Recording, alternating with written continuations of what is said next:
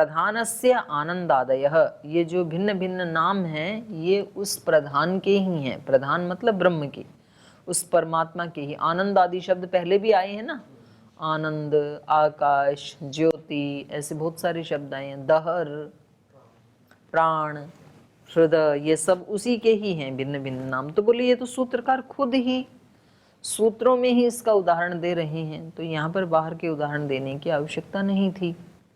उदाहरणानि तु स्वयं सूत्रकृता आचार्येण अग्रे आनंदादय प्रधानस्य इति सूत्राद आरभ्य आनंदादयो दीयन्ते। तो इससे प्रारंभ करके आगे और भी सूत्र आएंगे, तो उसमें वो खुद ही उदाहरण दे रहे हैं भिन्न भिन्न नामों का। तदत्र पूर्व सूत्रावशेषे परिभाषा रूपे सूत्रे किम परिभाष्यते। तो ये जो पहले वाला सूत्र था, अर्थात 5 नंबर, पूर्व सूत्रावशेषे परिभाषा रूपे सूत्रे, ये जो परिभाषा सूत्र किया है, इसमें परिभाषा सूत्र में किम परिभाष्यते, क्या परिभाषा की गई है, तद उच्यते, तो वो बता रहे हैं। यहाँ पर कहा है शब्दात अन्यथात्वम इति चेत न अविशेषात। यहाँ पर परिभाषा ये की गई है उपसंहार विषये, उपसंहार के विषय में केनचित शंकेत, या अगर कोई ये शंका करे, यत पृथक शब्द प्रयोगात उपास्यस्य अन्यथात्वम पृथक्त्वम स्यात् तर्हि न अविशेषात् न अन्यथात्वम पृथक्त्वम भवति। कुतः अविशेषात्, अविशेषात् को कहा आशय सामान्यात्। बोले यहाँ पर सूत्र के अलग अलग शब्दों को लेकर यदि कोई शंका करे कि शब्द का जो प्रयोग है उसमें तो अन्यथात्व है, पृथक्त्व है, तो भिन्नत्व होना चाहिए उपासना पद्धतियों में, तो ऐसा कोई शंका करे तो तर्हि न, उसको ये शंका नहीं करनी चाहिए कि अन्यथात्वम पृथक्त्वम न भवति, उसमें अन्यथात्व या पृथक्त्व नहीं है। कुतः अविशेषात्, क्योंकि अर्थ के अविशेष होने से, अर्थात सामान्य होने से, समान होने से। आशय सामान्यात्, उन वचनों का जो आशय है, जो उनका प्रयोजन है, व्यक्ति बोलते हैं ना भाई मेरा आशय ये नहीं था, मेरा प्रयोजन ये नहीं था, तो वो जो जितने भी भिन्न भिन्न शब्द हैं उन सब का आशय क्या है, एक ब्रह्म को पाना ही है। तो इसलिए उपासना पद्धतियों में शाब्दिक रूप से भिन्नत्व दिखते हुए भी आर्थिक रूप से एकत्व ही विद्यमान है। पुनः अपरा शंका निवृत्ति क्रियते, तो आगे की शंका जो है उसका निवारण कर रहे हैं। आगे की शंका ये है कि भाई प्रकरण का भेद होने से तो भेद मानो, अलग अलग प्रकरण है ना वहाँ पर उपनिषद में, तो किस प्रकरण में क्या शब्द कहा है, किसी दूसरे प्रकरण में कुछ और कहा गया है, तो प्रकरण भेद से तो भेद आ ही जाएगा, भिन्नता। क्योंकि यदि हम किसी भी शब्द से, प्रकरण से, किसी से भी यदि भिन्नत्व नहीं लेंगे तो भिन्नत्व होगा किससे फिर? क्योंकि भिन्नत्व जब देखा जाता है तो किससे देखा जाता है? या तो शब्द से देखा जाता है या तो प्रकरण से देखा जाता है, भाई क्या प्रकरण चल रहा था। तो ये उन सब का निषेध कर रहे हैं। नवा प्रकरण भेदात परोवरीयस्त्वात् परोवरीयस्त्व आदिवत। तो कह रहे हैं प्रकरण के भेद से भी उसमें भेद नहीं मानना चाहिए, उपास्य का, ब्रह्म का भेद नहीं मानना चाहिए। परोवरीयस्तु आदिवत, क्योंकि वहां पर भी जो ये उदाहरण देंगे उनमें जो परोवरीय शब्द है वो तो दोनों में समान ही है, या परोवरीय के समान, सबसे परोवरीय होता है सबसे श्रेष्ठ, सबसे बढ़कर। जो पर भी है अवर भी है, ना उससे कोई नजदीक है और ना तो उससे कोई परे है। पर मतलब दूर और अवर मतलब नजदीक। श्रेष्ठ, जिससे अधिक श्रेष्ठ कोई और नहीं है उसको कहेंगे अवर। हाँ, वर्णीय भी ठीक है, तो उससे बढ़कर के कोई वर्णीय नहीं है, वो भी ठीक है। तो वर श्रेष्ठ को भी कहते हैं, वर वर्णीय को भी कहते हैं, तो वो ही वर्ण करने योग्य है और वो ही सर्वश्रेष्ठ है। वर के लिए तो बहुत सारे उनको देखा जाता है ना, लड़कों को, फिर उनमें से एक जो सबसे श्रेष्ठ लगा उसको चुन लेते हैं, तो इसलिए उसका नाम वर कहा जाता है। वर मतलब श्रेष्ठ भी होता है। तो ये कह रहे हैं प्रकरण भेदात व न, अगर प्रकरण के भेद से कोई अन्यथात्व देखे तो वो नहीं देखना चाहिए, क्योंकि प्रकरणम क्रमः, प्रकरण क्या है, एक क्रम है, तो किसी न किसी क्रम में तो शब्दों को रखना ही पड़ेगा। तो वो जो प्रकरण है वो भिन्नता के लिए नहीं है बल्कि क्रम के लिए है। प्रकरणम क्रमः तद भेदात क्रम भेदात्वा, तो उस प्रकरण के या क्रम के भेद से अथवा क्रम भेदात उपास्यस्य अन्यथात्वं भिन्नत्वं स्यात् इति कल्पित है। तो उस क्रम के भेद से, उस प्रकरण के भेद से उपास्य में अन्यथात्व या भिन्नत्व है, ऐसा यदि कोई सोचता है, कल्पना करता है, तर्हि तदपि न, तो ये कल्पना उसको नहीं करनी चाहिए। कुतः अविशेषात्, समान होने से, पूर्व प्रकृतात् हेतु हो तत्र आशय सामान्यात्।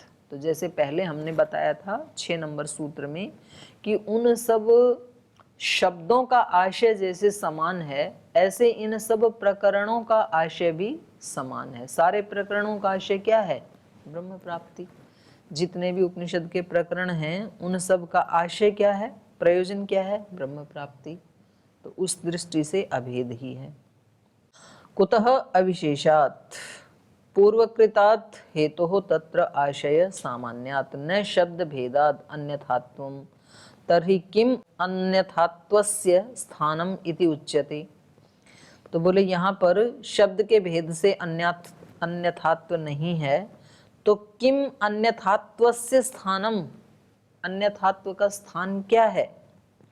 तो कहा परोवरीयस्तु आदिवत, यथा परोवरीयस्तु आदि धर्मः अविशेषम अंतरेण शब्दैकत्वे प्रकरण एकत्वे च अन्यथात्वं भजते। कह रहे हैं जैसे परोवरीय आदि जो धर्म हैं उनके, परोवरीय आदि धर्म अविशेषम, उनमें अविशेषता होने से, परोवरीय आदि की समानता होने से, परोवरीयस्त्वादि धर्मों अविशेषम, यहाँ पर अल्प विराम लेना चाहिए। यथा परोवरीयस्त्वादि धर्मों अविशेषम अंतरेण शब्दैकत्वं प्रकरण ऐकत्वे च अपि अन्यथात्वं भजते। यद्यपि इनमें अंतरेण शब्दैकत्वे, भले ही शब्दों का एकत्व नहीं है, शब्द ये आगे दे रहे हैं, इससे आपको और स्पष्ट हो जाएगा। एक छांदोग्य उपनिषद का दे रहे हैं और अगला उदाहरण दोनों ही छांदोग्य के ही हैं। तो यहाँ पर परोवरीय शब्द है ना, वो एक ही आया है, तो ये कह रहे हैं बिना उसके बाकी के शब्द जो हैं वो भिन्न भिन्न हैं, परोवरीय शब्द एक दोनों में कॉमन है। तो ये कह रहे हैं अंतरेण शब्दैकत्वे प्रकरण ऐकत्वे च, प्रकरण में एकत्व नहीं है, शब्दों में भी एकत्व नहीं है परोवरीय को छोड़ करके, लेकिन तो भी दोनों में क्या है? एकता है। शब्दैकत्वे प्रकरण ऐकत्वे च अन्यथात्वं भजते आकाशो हि एव एभ्यो ज्ञायान् आकाशः परायणम। जैसे ये है छांदोग्य उपनिषद का 1:9-1:2। आकाशो हि एव एभ्यः ज्ञायान्, यहाँ आकाश का मतलब है ब्रह्म। तो पीछे प्रसंग चल रहा है जिनका भी, भूतों का या जिनका भी, तो इन सब से वो आकाश महान है। आकाश का मतलब ब्रह्म, इन सब से वो ब्रह्म ज्ञायान महान है। और आकाशः परायणम, और वो आकाश ही इन सब का परायण है, माने परम गति है। तो वहां एक बार निकाल के देख लो वो कौन सा प्रसंग चल रहा है। स एष परोवरीय परोवरीयान उद्गीत, तो ये उस परोवरीय को उद्गीत, उसको ऊंचे स्वर से गाना चाहिए। तो ये पहला प्रसंग है। और इससे अगला है अथ य एषो अंतरादित्ये हिरण्यमय पुरुषो दृश्यते हिरण्य स्मश्रु हिरण्यकेशः उद्गीतः। तो ये दूसरा है छांदोग्य उपनिषद का, ये है 1:9 और दूसरा है 1:6। तो ये एक बार आप निकाल के पढ़ दीजिए। अस्य लोकस्य का गति इति आकाश इति होवाच सर्वाणि हैव इमानि भूतानि। पहले आप ना ये 6 वाला पढ़ना, पहले का पढ़ो 1:6, 6 से 8 इसका जी। अथ यद देवै तदादित्यस्य शुक्लं भाः सैव साध यन्नीलं परः कृष्णं तत्सामाथ य एषो अंतरादित्ये हिरण्मयः पुरुषो दृश्यते हिरण्मयश्मश्रुर्हिरण्यकेश आप्रणखात् सर्वम् एव सुवर्णः तस्य यथा कप्यासं पुण्डरीकमेवम् अक्षिणी तस्योदिति नाम स एष सर्वेभ्यः पापमभ्यः उदितः उदेति ह वै सर्वेभ्यः पापमभ्यो य एवं वेद तस्यर्क च साम च गेष्णौ तस्मात् उद्गीत। इसी को पढ़ो, ये तो फिर ज्यादा लंबा प्रकरण हो जाएगा। 6 वाला थोड़ा पढ़ के फिर 8 वाला पढ़ दो जी। 8 में तस्यर्क च साम च गेष्णौ तस्मात् उद्गीतस् तस्मात् त्वेवोद्गातै तस्य हि गाता स एष ये चामुष्मात् परांचो लोकास्तेषां चेष्टे देवकामानां चेति अधिदैवतम। ये दूसरा जो छांदोग्य का है 1:6 में 1:9 में। इसका हिंदी में पढ़ो थोड़ा। यहाँ पर जो परोवरीय शब्द आया है ना, इसके बारे में बताओ। और जो आदित्य के भीतर यह सुनहरा पुरुष दिखता है, सुनहरी दाढ़ी मूछ वाला, सुनहरे केशों वाला, नखों तक सारा सोने ही का है, सोने ही सोने का। उसकी कमल जैसी लाल लाल आँखें हैं। उस आदित्य का उत नाम है। उत नाम इसलिए क्योंकि वह सब पापों से उत अर्थात ऊपर है, उत्कृष्ट है। जो इस प्रकार सूर्य के उत रूप को जानता है वह सब पापों से ऊपर उठ जाता है। उसी आदित्यस्थ पुरुष की महिमा का ऋक और साम गान करते हैं, तो उसको कह देंगे उद्गीत। इसीलिए अधिदैवत दृष्टि से आदित्य को उद्गीत कहा गया है। उद्गाता को उद्गाता भी इसीलिए कहा जाता है क्योंकि वह इसी हिरण्मय पुरुष की महिमा का गान करता है। उच्चै गीयते इति उद्गाता। वह हिरण्मय पुरुष इस लोक से परे भी जो लोक हैं उनका भी स्वामी है, सब दिव्य कामनाओं बस का भी रुकिए, स्वामी। यहाँ पर ये बताना चाह रहे हैं कि ये आदित्य में जो पुरुष है, तो अब यहाँ आदित्य में विद्यमान पुरुष की कल्पना एक जैसे लौकिक पुरुष है उसकी तरह से की गई है। जैसे लौकिक पुरुष जो चेतना वाला पुरुष है तो उसके श्मश्रु दाढ़ी आदि होते हैं, तो ऐसे कल्पना की कि आदित्य में जो पुरुष है तो उसकी दाढ़ी मूछ जो है वो लौकिक व्यक्ति जैसे नहीं है, बल्कि कैसे हैं, हिरण्य श्मश्रुत माने स्वर्णमयी हैं। तो यहाँ पर उस ब्रह्म के चेतन रूप की कल्पना की गई है। जैसे इस लोक में दाढ़ी मूछ वाला जो व्यक्ति है वो उसमें चेतना होती है, तो ऐसे यहाँ चेतना देखी गई है। अब ये पढ़ो आप 1:9 1:2 आकाशो ही एव एभ्य ज्यायान आकाश परायणम, ये वाला पढ़ो। पृष्ठ क्या है भाई जी?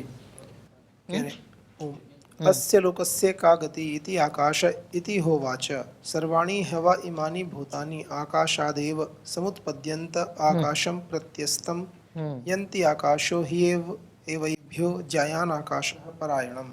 हाँ, तो ये जो पूरा लोक है इसकी गति ये आकाश, आकाश का मतलब यहाँ पर ब्रह्म हो गया।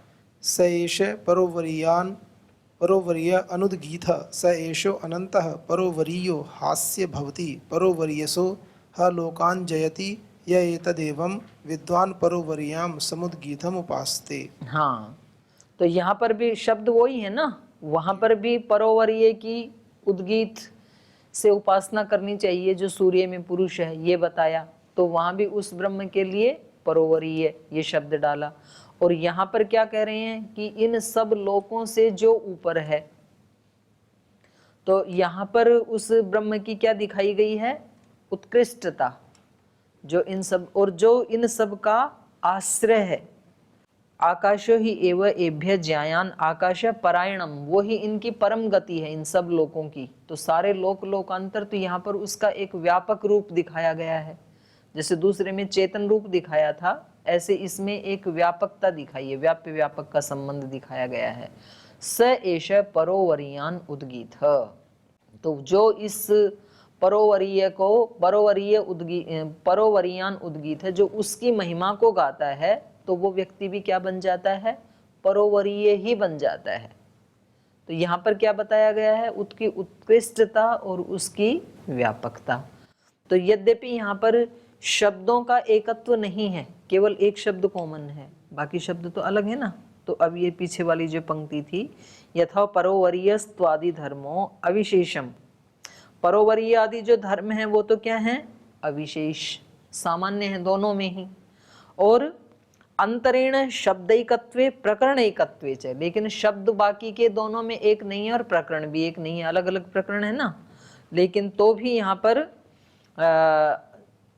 प्रकरण एकत्वे चापि अन्यथात्वम भजते, तो प्रकरण की दृष्टि से अन्यथात्व है, शब्द की दृष्टि से अन्यथात्व है, लेकिन तो भी दोनों के दोनों प्रकरण और दोनों प्रकार के शब्द किसकी उपासना कर रहे हैं?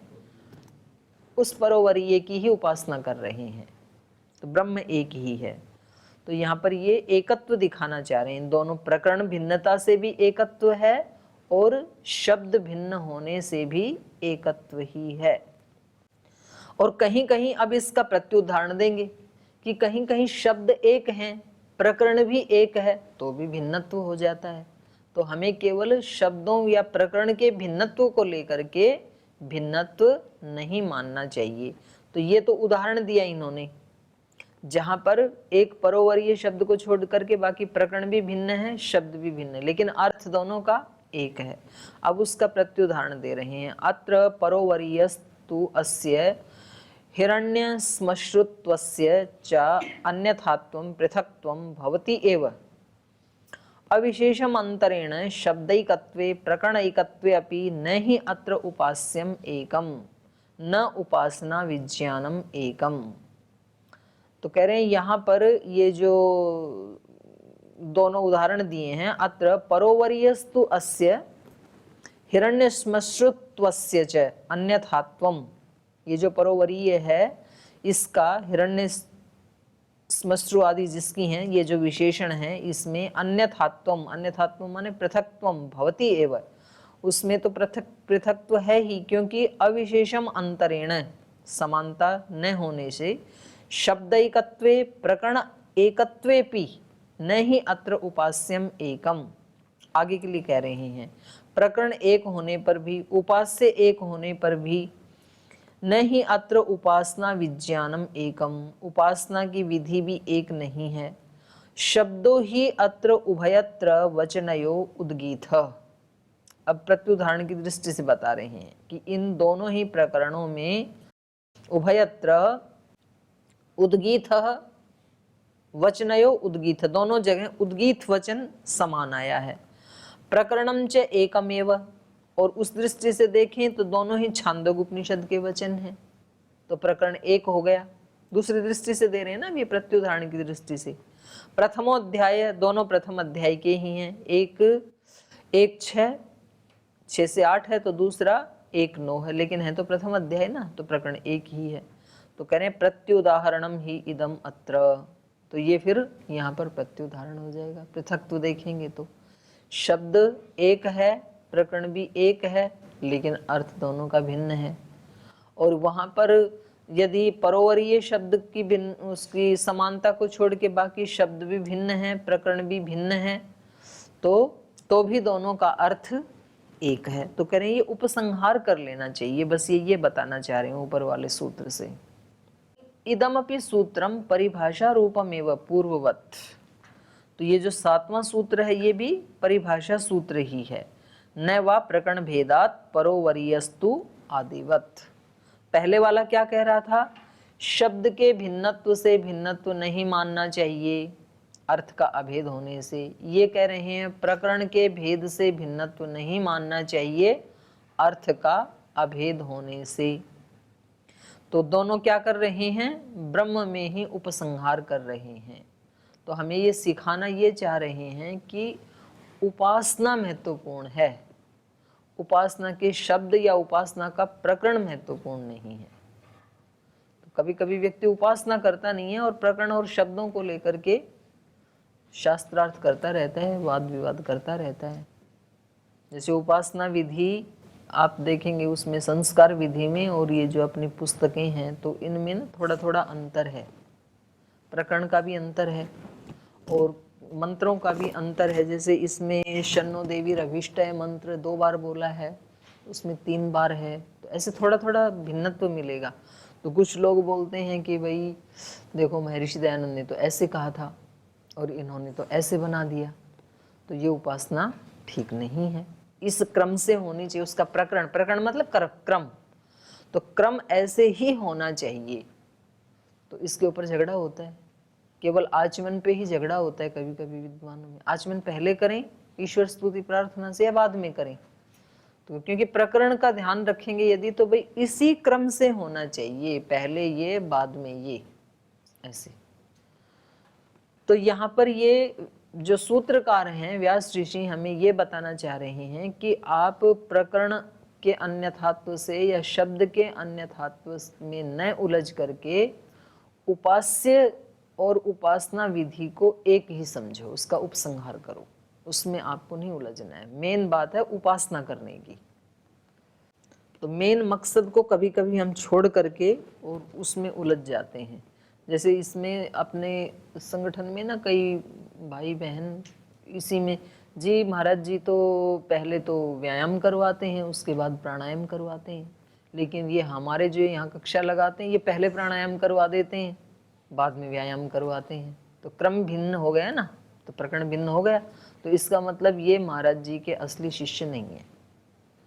और वे महाराज जी तो सबसे पहले भस्त्रिका करवाते हैं और इन्होंने तो भस्त्रिका के बाद सीधा अनुलोम विलोम करा दिया, कपालभाति करवाया ही नहीं, तो प्रकरण भेद हो गया।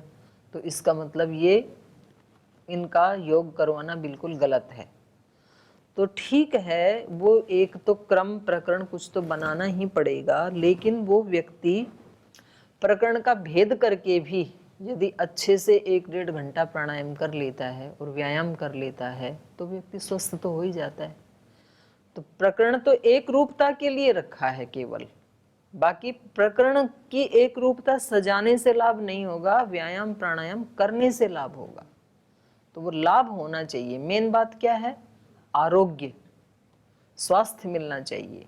तो उपासना का मुख्य प्रयोजन क्या है, अशुद्धि का नाश और विवेक की प्राप्ति होनी चाहिए, भक्ति की प्राप्ति होनी चाहिए। वो उद्देश्य पूरा हो नहीं रहा है और हम केवल प्रकरणों को लेकर के, क्रम को लेकर के, शब्दों के अन्यथात्व को लेकर के उसी में उलझे रहते हैं। तो उसको हटाना चाह रहे हैं यहाँ पर सूत्रकार। तो ये इसका मुख्य प्रतिपाद्य विषय है। आगे कह रहे हैं शांकर भाष्ये पूर्व सूत्रगतस्य शब्दात् इति अस्य अर्थः प्रक्रम भेदात् तथा अत्र सूत्रे प्रकरण भेदात् इति अस्य अपि प्रक्रम भेदात् अर्थो विहित इति तु अन्यार्थ दोषः। अब ये शंकराचार्य जी के भाष्य के ऊपर टिप्पणी कर रहे हैं कि पहले वाला जो सूत्र था पूर्व सूत्रगतस्य शब्दात्, शब्दात् माने शब्द के भिन्नत्व को लेकर के जो भिन्नत्व मानते हैं, इति अस्य अर्थः, ये जो अर्थ था शब्द वाला उसमें उन्होंने क्या कर दिया, प्रक्रम भेदात्, माने शब्द के भिन्नत्व का अर्थ शंकराचार्य जी ने क्या कर दिया, प्रक्रम भेदात् ऐसे कर दिया। तथा अत्र सूत्रे, और इस 7वें सूत्र में भी जो प्रकरण भेद है उस प्रकरण भेद का अर्थ भी उन्होंने क्या कर दिया, प्रक्रम भेदात्। तो दोनों ही सूत्रों में शब्द के अन्यथात्व को भी प्रक्रम भेद बता दिया और प्रकरण के अन्यथात्व को भी प्रक्रम भेद बता दिया। तो ये तो ठीक नहीं है ना। तो फिर तो एक ही सूत्र बना देते, दो क्यों बनाए यदि दोनों का एक ही अर्थ था। तो कह रहे हैं इति तु अन्यथार्थ दोषः माने समान अर्थ करने का, सॉरी अनन्यार्थ दोष है। अनन्यार्थ दोष माने समान अर्थ करने का दोष शंकराचार्य जी के भाष्य में आ जाता है कि दोनों सूत्रों का उन्होंने समान अर्थ कर दिया, अनन्य अर्थ कर दिया, तो ये दोष आता है उसमें। आगे करें अस्तु तर्हि संज्ञा भेदात अन्यथात्वम इति एतत् अपि निवर्त्यते। बोले भाई संज्ञा का भेद तो है, कहीं उपास्य की कुछ अलग संज्ञा है, कहीं कुछ अलग संज्ञा है, तो भिन्नता हो गई ना फिर तो उसका भी निवारण कर रहे हैं। संज्ञातश्चेत् तदुक्तम अस्तितु तदपि। कह रहे हैं उपास्य की जो भिन्न भिन्न संज्ञाएं हैं, तो उन भिन्न भिन्न संज्ञाओं के होने से तो उनका भिन्नत्व है। ऐसा यदि कोई कहे तो अस्तितु तदपि, तो बोले वहां पर भी ये भिन्नत्व, संज्ञा को लेकर के भी भिन्नत्व नहीं मानना चाहिए। एक ही व्यक्ति की कई संज्ञाएं हो जाती हैं, ईश्वर की तो बात ही छोड़ो। एक ही मनुष्य की, जैसे कोई एक महिला है तो उसकी माँ संज्ञा भी है, बहन भी है, पत्नी संज्ञा भी है, महिला संज्ञा भी है, और वो कोई यदि प्रोफेशन में है तो कोई अध्यापिका आदि या वकील आदि वो संज्ञा भी है, सेवा करती है तो योग शिक्षिका आदि, तो अनेक संज्ञाएं हो सकती हैं ना, लेकिन व्यक्ति तो एक ही है, अर्थ तो एक ही है। तो ऐसे ब्रह्म की अनेक संज्ञा होने पर भी उसमें अन्यथा तो नहीं है। भिन्न भिन्न संज्ञात खलु उपास्य भेदो भविष्यति। भिन्न भिन्न संज्ञा से तो उपास्य का भेद हो जाएगा, ऐसे पूछ रहा है पूर्व पक्षी। तद भेदाद उपसंहारान, उपसंहार अन्यथात्वम स्यात् अनिवार्यम इति चेत उच्चेत। बोले ये संज्ञाओं को लेकर के तो जो अन्यथात्व है वो तो अनिवार्यम, उसका निवारण आप नहीं कर सकते हैं, वो तो अनिवार्य रूप से हो ही जाएगा। ऐसे कोई व्यक्ति कहे तो तर्हि तत्तु उक्तम अस्ति पूर्वमेव। बोले ये भी हमने पहले कह ही दिया, इसका भी निवारण कर ही दिया है। सर्वत्र प्रसिद्धोपदेशात्, वेदांत में ही प्रथम अध्याय के दूसरे पाद का सूत्र है ये, तो वहां पर भी ये बात कही दी, वहां पर यही कहा सर्वत्र प्रसिद्धोपदेशात्, सब जगह जो उपदेश किया गया है उस ब्रह्म की उपासना का, वो प्रसिद्ध का ही उपदेश किया है। प्रसिद्ध मतलब वहां पर जो मुख्य ब्रह्म है, ब्रह्म का ही उपदेश किया है। सर्वत्र अध्यात्म ग्रंथेषु, सभी जगह अध्यात्म ग्रंथों में ब्रह्मैव एकम उपास्यम, केवल एक ब्रह्म को ही उपास्य माना है। ये पहले भी आया इसमें, प्रथम अध्याय में भी, वहां पर दहर, आकाश, वैश्वानर प्रभृति भिन्न भिन्न संज्ञा भी ही लक्ष्यते।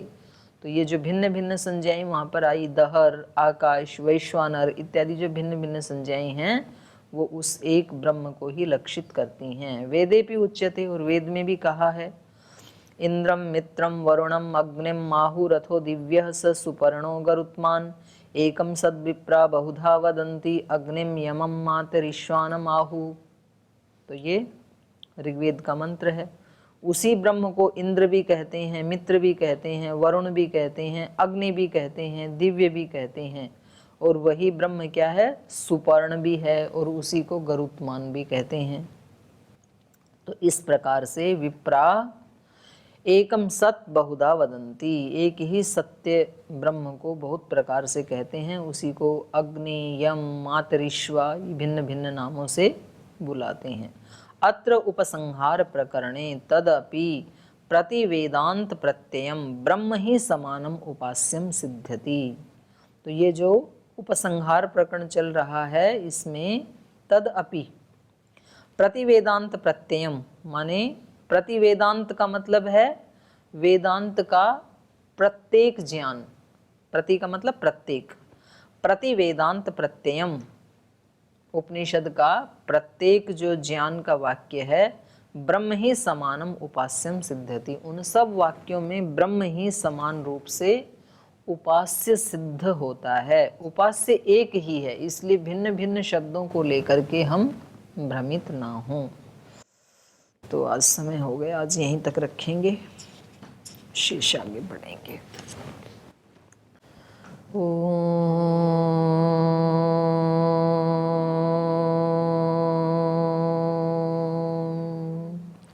शांति शांति शांति। श्री गुरुभ्यो नमः।